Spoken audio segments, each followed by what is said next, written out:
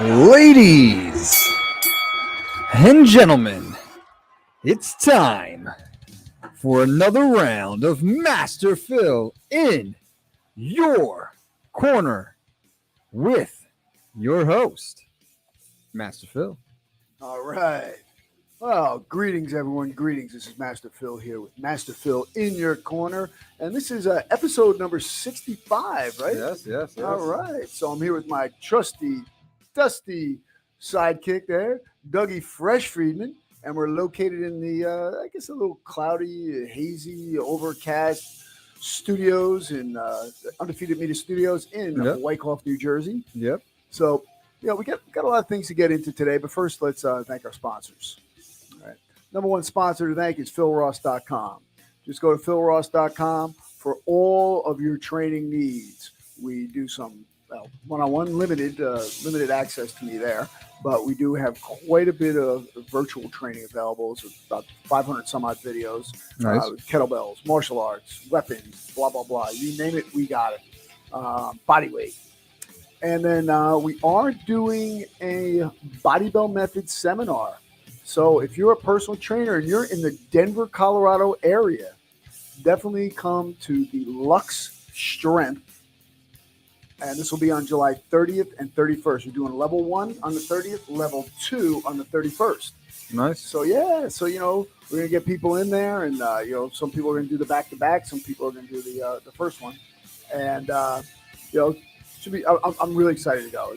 It's a great gym, small but really awesome.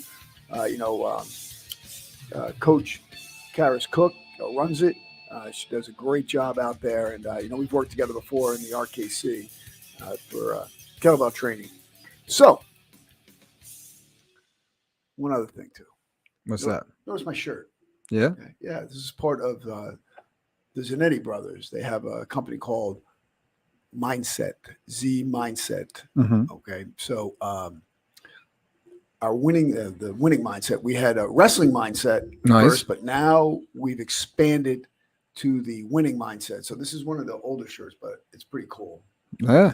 So I'm sporting that. I'm doing presentations for them as well. Nice. And I just did another one on Tuesday night at the Olympic Training Center in Wyckoff.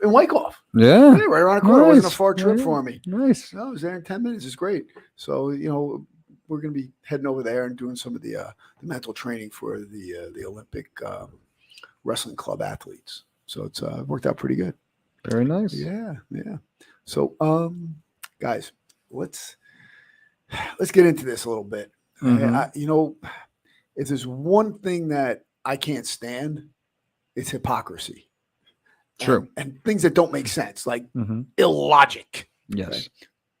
Well, we have a faction, I would say, a faction of our fraction. Mm-hmm. No, we have a faction of our society that is gung-ho on electric vehicles. Mm-hmm. Okay. Now, I know we've spoken about this before, and you asked me, are you against them? I'm not against them. I'm not for them. But what I am against is the fact that these things are being shoved down our throat, and we're not ready for it yet. Without a doubt, we're not ready for it yet. We have an electrician who's a client, and his next goal is to start putting in all these charging stations, right? Because there's no charging stations around, so we're definitely not ready for it. No. But also at the same time, gas prices are through the roof. Well, I mean, look, the thing is that people are being forced into considering this. Yeah. And look here. So what we're going to do is basically force these people financially strap people by jacking up the price of gas, which then has a trickle up effect on everything else because food goes up, services go up, shipping goes up, everything gets increased, and the costs get passed on to the consumer. Now, if you're a super rich elite person, it's really not going to affect you that much. But you know what? If you're a regular person, you're the person that goes to work every day, this really hits you hard, and especially the younger set.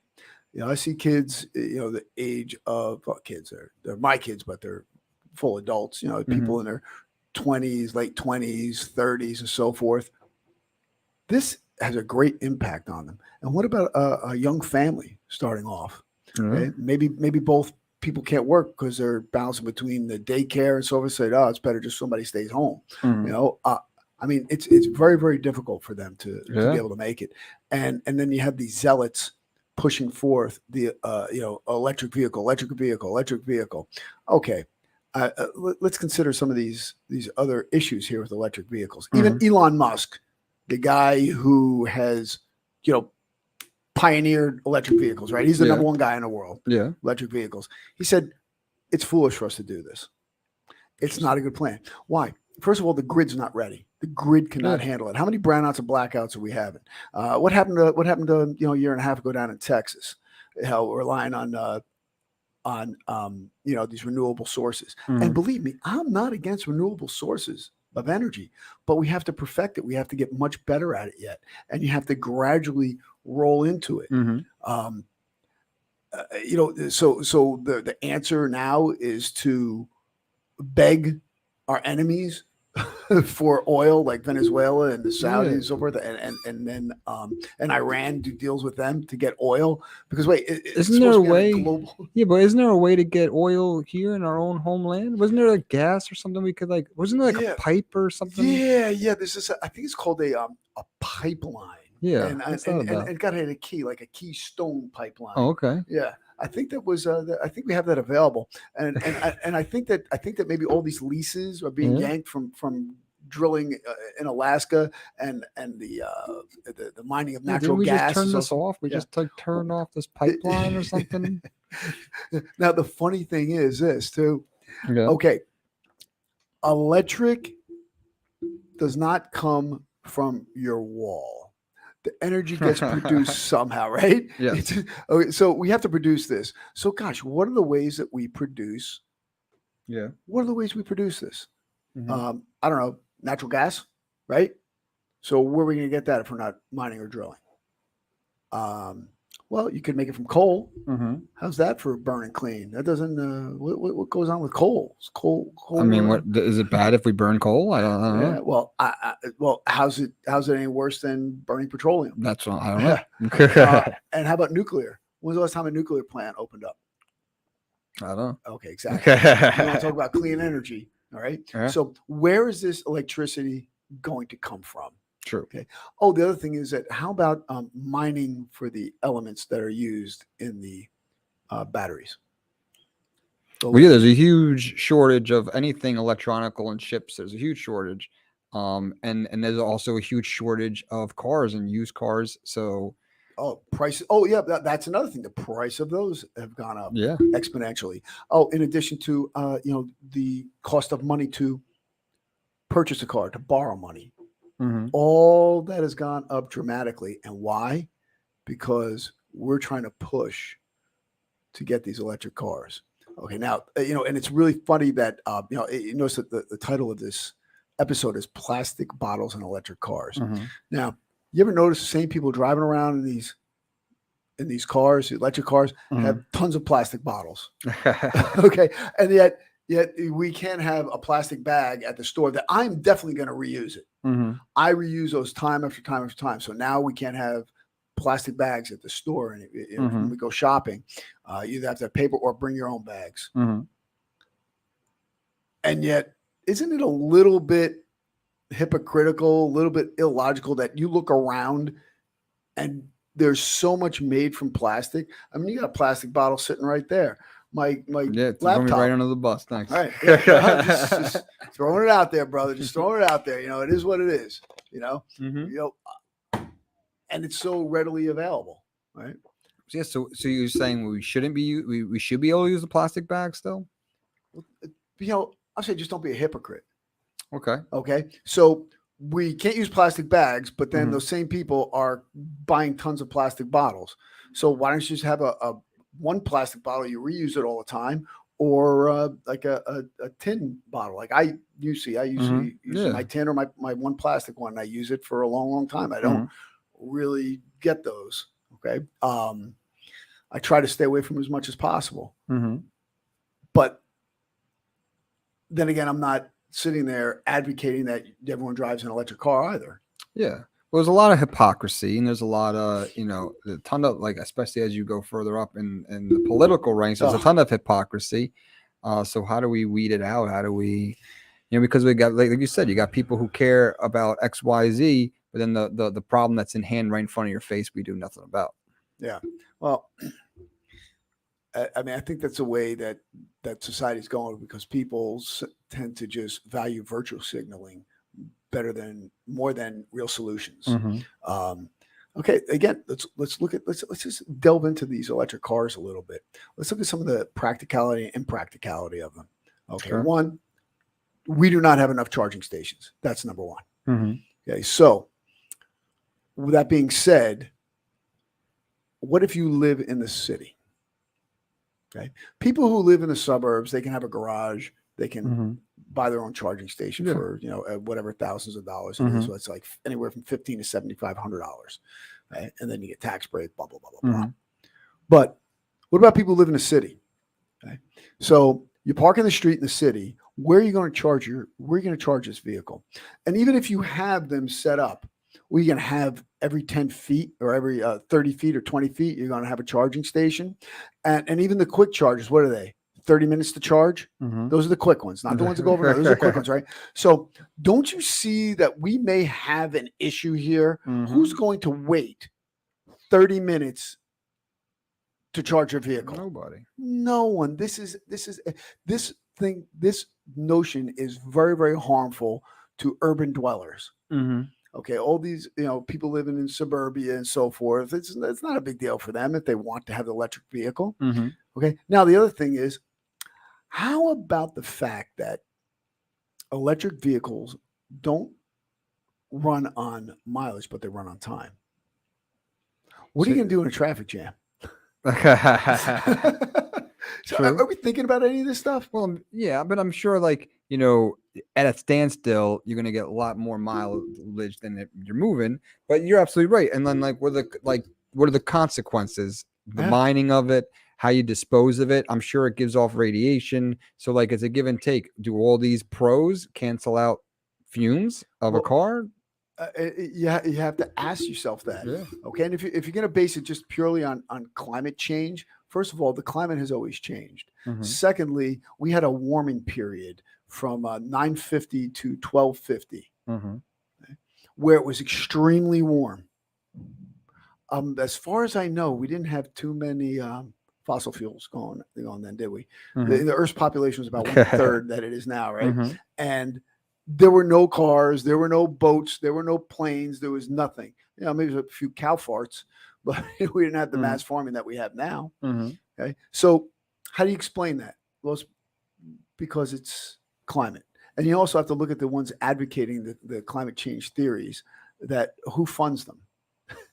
In order for them to keep the funding going, right? They have to put forth the notion, or put forth the information that's going to keep them employed. So the ones paying the bills, was looking for, shows the climate change, global warming, whatever you want to call it this week. Who's paying for it? I mean, because there's just as many people on the other side saying, well, no. There's a cool book I'm reading, Hot Topic, Cold Planet. Yeah, it's pretty cool. It's showing how a lot of this stuff is being misrepresented by one of the foremost authorities on the matter. Yeah, I'm almost done with the book. It's a pretty cool book. So again, the world changes, and we have zero control over it. Listen, do you think I'm advocating them to be, you're advocating polluting, this, that? No, I'm not at all. I want a clean, green planet. But the thing is, we have to look at, like, what is exactly the ramifications of us going along this way, but easing into it. You have to ease into a change. Right? It's not going to happen overnight. Yeah. Think of it. Okay. You ride a motorcycle, right? Yeah. Okay. I have a manual transmission. What happens when you just slam it into gear? what happens? You do a pop a wheelie. Right. Okay? So that's what we're doing. We're popping a wheelie with our economy right now. True. We're trying to slam it into position. Man, you have to do it gradually. You have to do it smoothly. This is not a smooth transition. Anytime you have something abrupt like this, you're and the other thing is, I mean, the economic ramifications, I mean, are quite evident. Yeah. You know, you look at what's happening to us worldwide, and you know what's happened to our economy, what's happened to our jobs, and it's all being precipitated by this drastic move toward immediate green energy. And again, I love green energy. You can even ask my kids. I said, listen, years ago when they were in school, I said, you know, you should try to get involved in something in the line of green energy. Now, none of them listen to me, which is fine. But I think that it's a great way to go. But you have to go into it gradually. You can't just go full stop, turn around and go the other way and say, oh, we're all going to die in, what are we down to now? 8 years?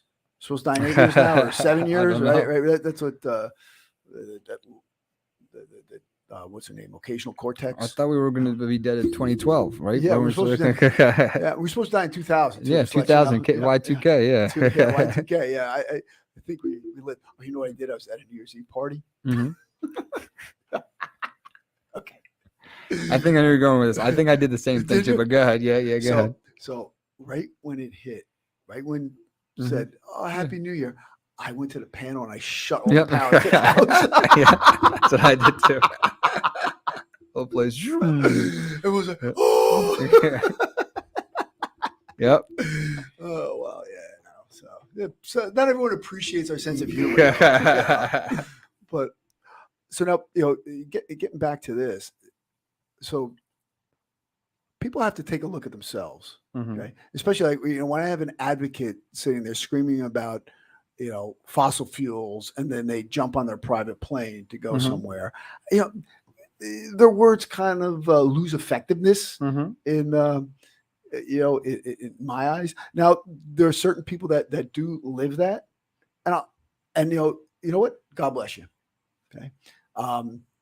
You know, if you're living that lifestyle, you know, you gave your house back to the bears and the woodchucks and the Native Americans, whatever, good for you, you know. So, you know, but what we're seeing right now, and it's just getting worse and worse and more apparent, is this hypocrisy, okay, and this poor planning. Now, let's get back to the disposal of the batteries. Wow. You want to talk about toxic. Where are we going to put those things? You guys just trying to get rid of a little battery for your UPS system is difficult. We were just talking about this in the studio the other day. Like, you know how you have trash and then you have recyclables? Right. There should be another bin for electronics, AA batteries, D batteries, whatever, like electronic, like when someone's like, you know, phone breaks or something, they just throw it in the trash. But that can be just as recyclable as a plastic bottle, like even more so, because there's chips and stuff that could be melted down for like you're supposed to, though. You're supposed to, but nobody does it. Yeah. I mean, how many times you dump in AA batteries into a special container? No one's doing it. Yeah. There's supposed to be special. There should be special disposal for those. Yeah. But nobody's doing it. I mean, they should do. You know what they used to do back in the day? Remember they used to have the cans, and you recycle them. Like some states, you get 5 cents a can, so forth. Yeah. You don't see that anymore, do you? You don't do that anymore? Oh, the machines. No. Yeah. No, people would go and they collect. When you're a kid, you collect all these bags. Yeah, and you get like 5 cents a can. Right. Yeah, they don't do that. Well, but they used to in Buffalo. They had machines, and you put the can in the machine, and it would spit you out money. Yeah, that's pretty cool. Yeah. I haven't seen. You haven't seen that? No, I'm not around here. Yeah. No, I've seen. Yeah, we're supposed to. Not lately, but 15 years ago, there was like there's a machine, and you go, you put the cans in the bottles, and it would spit you out the recycling money. Well, they probably don't do that now because they're hypocrites. They figured they weren't making enough money on it, or you know, who knows? I just you know, but so getting back to plastic bottles, now, okay, that you're sporting over there. Thanks. Yeah, but you know, you're not supporting everyone driving electric cars either. So at least you're not hypocritical. I'm a realist. Yeah, I'm a realist. So like, I think the background of this is perfect because I'm not. I'm in this area. I don't care what you believe or what you think. I'm trying to do what's logical and right. I'm in the purple area. Okay. Yeah. So you can't make up your mind, huh? No, I make up my mind. So, I choose. I pick and choose. So I'm not. I'm for. Yeah, I'm just like you. I'm for. I'm not against electric cars. Right. I don't think we're ready for them yet. I'm also. I'm for. If we have gasoline here, I'm for getting the gasoline here rather than spend a crazy amount of money to another country. I'm also for. Wait, one last one. Yeah. I'm also for using that $40 billion we just gave to another country to put police officers in every school. Oh yeah.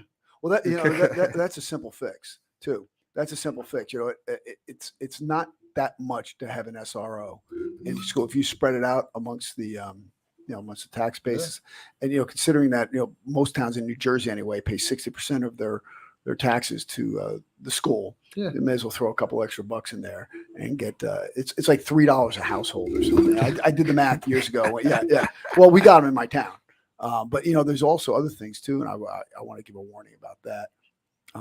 Gosh, I'm almost afraid to give the warning because I might give some maniac an idea. Don't give the warning then. So I'm gonna have to do. You heard it here first in Masterville in your corner. Yeah. Oh yeah, that's what I heard. And the guy said, "Go and do something," but but there is people are exposed. Children are exposed during certain times. Even if they have the top security measures put into place, there's another layer that needs to be addressed. Mm-hmm. And I'm actually going to be bringing it up to our superintendent. Good. And it should be done because I don't. Hopefully they spread it out in a DL to everybody else. But that's the frustrating part. Like, why are we giving away $40 billion to protect another country? We can't even protect ourselves. Well, we can. Why are we getting electric cars? We can't even recycle water bottles. Do you want me to tell you why? You want me to tell you why? Yeah, sure. I'm going to tell you exactly why. Because the left wants to take guns, and this is the best way to do it. Because you know what? If you say, "Oh gosh, this wouldn't happen if someone didn't have a certain type of gun," so forth. Oh, that the gun becomes a target, and then it gives them the ability to go after our gun rights or Second Amendment rights. Okay. And then we're defenseless. Okay. So this plays right into their hand. Okay. Now, addressing the aspects of mental health, addressing the aspects of security, addressing the aspects of lack of God and so forth, that all gives them that power. But didn't we do something on this already recently? Yeah, we did. Didn't like the Netherlands or Switzerland or something? Or everyone in Switzerland has a gun. Yeah, and like they have the lowest gun. Yeah, everyone has a gun. And the thing is also, when you look at these statistics, almost every single, more than half of the deaths by guns in this country is suicide. Okay, so, and the other thing is that you're 7 times more likely to be stabbed to death in this country than you are to be shot by any long arm, not just including, the air quotes assault rifles that these people have no idea what they're talking about.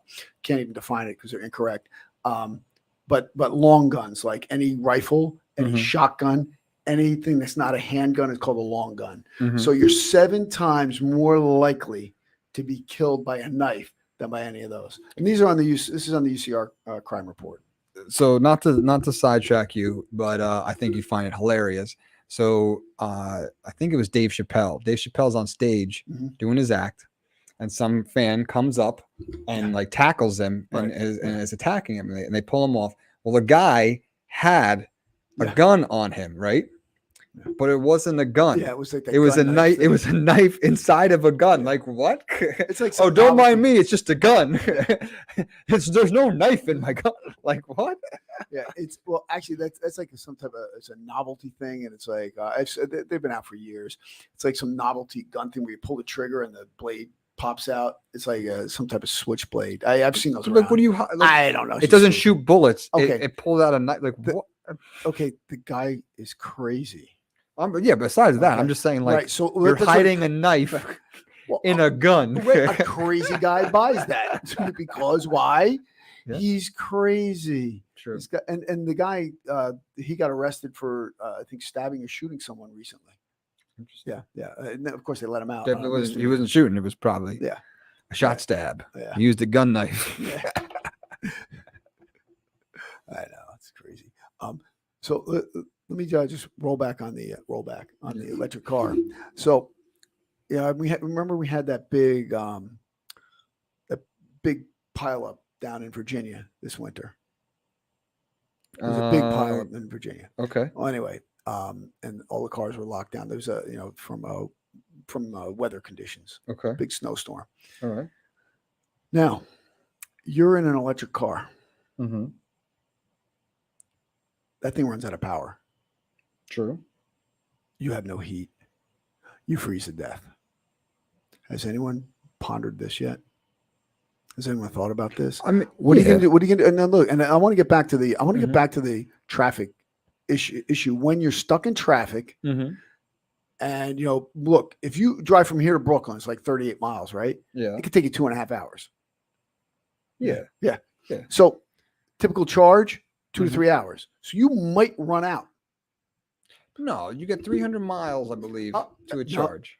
300 miles on a charge if you're going. Yeah. Okay. What about when you're stopped? So you're saying it's that these time. batteries It's time too. Check it out. So you're saying they only last 2.5 hours? Okay. Yeah. Okay. Oh, here, my friend. I'll agree with you. Yeah. Yeah. Friend of mine, he's got a Tesla and he drove up from Virginia. Yeah. And I'm like, wow, that's a good long time. No traffic. No, I had to stop every so often to charge. Yeah. So you know what? You have to. You're driving on your trip. Yeah, it makes a special map for you to tell you where the charging stations are on the way. And even on the quick charges, you're a half hour there. So you charge twice, you got an extra hour onto your trip. And plus you got to go, who knows where you have to go to get on your way. So I agree with you. I don't think these are the solution to be your everyday car. If you could afford one to zip around your local area, sure, like a golf cart. It's like a glorified golf cart. Yeah. Like rich people have golf carts and they drive around their property or whatever. They drive to the local store. It's like a rich person's golf cart. Yeah. I wouldn't go on a cross country trip on a Tesla. No, you have to go to all the charging stations. That takes you probably a half hour out of the way, another half hour to charge it, and a half hour to get back on. 2.5 hours wasted just to charge the thing. I get it. Yeah, it took him like 8 hours to get up. It should take you like 6. It's not. Tops, I don't think it's meant. 6. I don't think we're at that point. Definitely not at that point where it's your everyday car and you're driving cross country. But how are you going to safely charge a battery quicker? Okay, that's another thing too. Well, there should be. I don't understand why no one's put a solar panel on top of these things yet. Because it's inefficient. Okay, because you're not going to gather that much from solar power. True, but it'll be better than nothing. Yeah, you're not going to get that much. Honestly, you can maybe power the radio, with the panel. Okay, so you want to look at the practicality of the situation. Well, it could be a backup battery. Well, I mean, what I see is another business for people to have portable charging stations. As opposed to just a tow truck. You could have something that is able to charge a vehicle, change a tire, or tow it. All in the same vehicle. Yeah. And I'll bet you that this would be run by diesel and not by electric. Well, yeah. If I was a gas company, man, I'd be trying to figure out ways. So, like, instead of doing a charging station, just like you buy gas, why don't you just like switch out the battery? Like you're paying like for a gas. Like it's not as easy. I get it. Those batteries are expensive. I know. I'm saying we're not there yet, but instead of like sitting there and waiting for the battery to charge, they take out the empty battery and they put in a fresh one, and it costs like $30. $30. They're getting the battery and they're going to recharge that battery for you when you're gone. You drove away. And then how do you get the battery? What's the difference between that and gas? But then how do they get the battery? That's back. No, it's constantly an exchange. Okay. Well, that also, there's different size vehicles, there's different manufacturers. Absolutely. No one's going to. Absolutely. We're not there yet. I'm just saying there's a lot of, but you do bring up an interesting point, because here's the thing. Everyone has to be standardized. If you're going to have a battery swapping situation, well, then everyone has to be standardized. And what they should have is a cell that they can pop in and out. That's what I'm saying. Yeah. That's exactly what I'm saying. Yeah. Like a AA battery. Everyone's on AA batteries, right? And you get the But now you have to standardize, and that's going to be another nightmare. But that should be done now, not 10 years from now. But we shouldn't have this we shouldn't be switched over without having these measures in place. There's so many different aspects that have not been considered. Yeah. Except raise the price of gas and force people to get electric cars.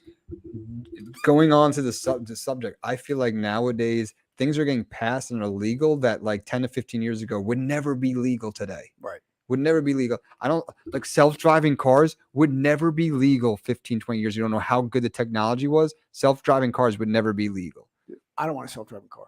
I don't want to be on the road with a self-driving car. I know. Exactly. And they want to have self-driving trucks now too. Yeah. You know what? Some things should be left alone. Yeah. Okay. You need to have a heartbeat sometimes. Yeah. I don't care what people say about AI. Mm-hmm. I mean, gosh, didn't we watch Terminator, see what happened there? We were just talking about that this morning. Apparently Google's been hiding this like artificial sentient being in the basement or something. Some guy just got disappeared because he said something on the radio. But yeah, didn't you guys watch Terminator? Yeah, I know. What was that? iRobot, the other one? iRobot, yeah. Will Smith. Yeah, the Matrix with all the 3D goggles and VR, the Matrix. Like, the problem? Will Smith slapped that robot, and it wasn't enough to put it out. You should have watched your video. I know. You should have learned. Should have been trained. You should be trained the right way. With the, getting back to these electric vehicles. Mm-hmm. Again, I think it's a great idea, but it's not going to make that much of a difference. Mm-hmm. If it does make any difference at all. Nobody, this is all speculation. There's no data on this saying, oh gosh, you're reducing the carbon footprint by this much. Okay, maybe just driving the car. Yeah, okay. Mm-hmm. But what about everything that came into producing the car? What about everything that came into producing the energy to drive that vehicle, to propel that vehicle? Mm-hmm. Those things, I mean, has anyone put forth any of that information? I've seen it nowhere. I've seen nothing on it whatsoever. Mm-hmm. And then you have to look at all these different problems and issues around the electric vehicle. Gosh, what do you do when you run out?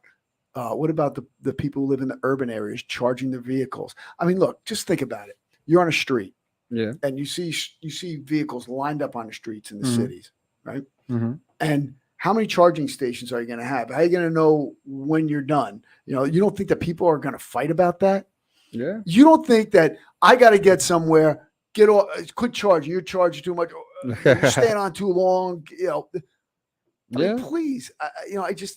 It's just not practical. It's just not There's practical. other things that need to be fixed first. Right. There's a lot of things that need to be fixed prior to just converting all over to electric because vehicles. I mean, were those toys? There was those toys when you were a kid, and like they got their power from the base of the unit. But listen, when I was a kid, we had a Tonka truck and a red wagon and a GI Joe. Those are the only toys we had. Okay, there's like 3 toys you could have. Okay, because you're younger than me. Yes. Okay, so maybe when you were toys, a kid, I don't remember what they exactly were, but they were like race cars or something, and they got their power from the base of the thing. Like if we actually seriously put some mental capacity to it, we could make like electric roads that are powering the vehicle from the bottom or something. I don't know. Well, I'll tell you, I remember those. Here's the thing that you have to look at. And, I used to work in manufacturing, and, there was engineers that came up with brilliant ideas. Yes. Brilliant. Yes. You have to look at the cost. Okay, so you can do almost anything, but what is the cost? Does it make sense? Mm-hmm. Is it a cost-effective solution to the issue?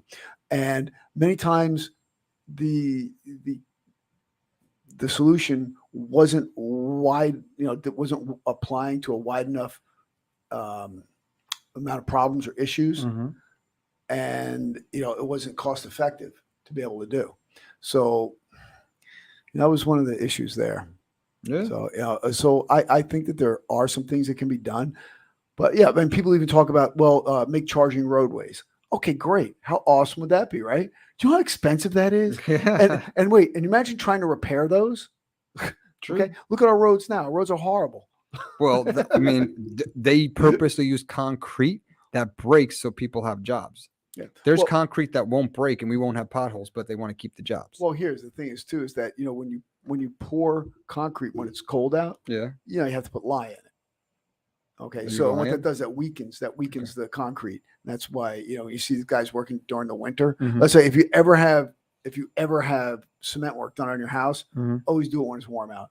Don't do it when it's cold out, because they'll just put that in there and it makes it so it doesn't freeze, so Gotcha. it doesn't harden very quick. Mhm. And but it weakens Yeah. the cement.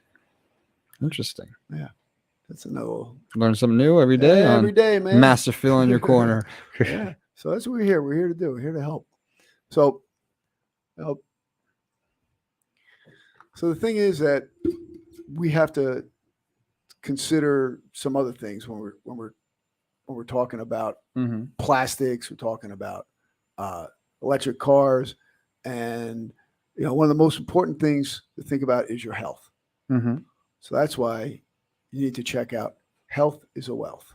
Absolutely. Our new website that has videos, blogs, chat lines with over 132,000 health professional businesses listed. Mhm. We have therapists, educators, fitness professionals. We have doctors of all types, orthopedic, cardiology, Mhm. cardiologists, everything, right? We have therapists, both physical and mental. Mhm. We have nutritionists, dietitians, certified dietitians, psychologists, educators, everything for your health, both physically and mentally, is available at healthisawealth.com. Go check it out. And we're going to be having a vendor section coming up soon. That's actually, hopefully it'll be up within the next week or two. Nice. Yeah, we've been working on that. So, yeah. Good stuff. So we got some good stuff happening. Absolutely. Good stuff happening.